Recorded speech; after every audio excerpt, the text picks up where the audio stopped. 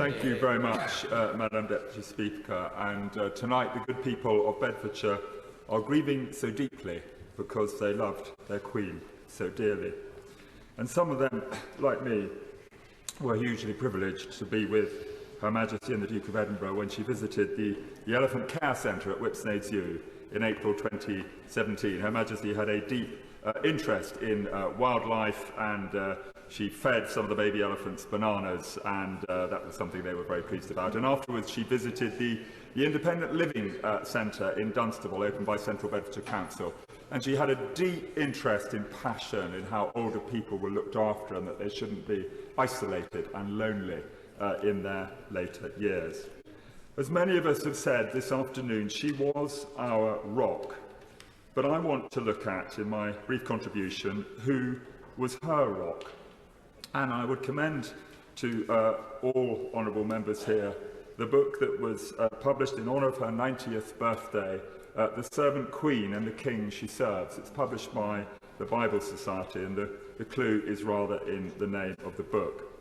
She lived out her faith, and she did so with humility and with grace and with kindness.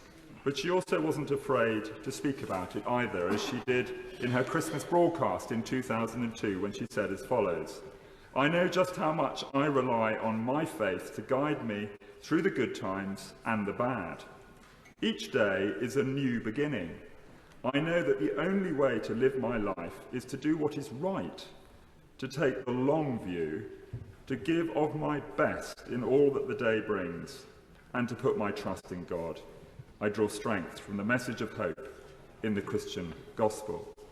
And it was her faith that enabled her to take the long view. And as the daughter and wife of a naval officer, she had the attitude that this storm too shall pass when she was facing current difficulties which can seem to overwhelm us sometimes. She took the long view.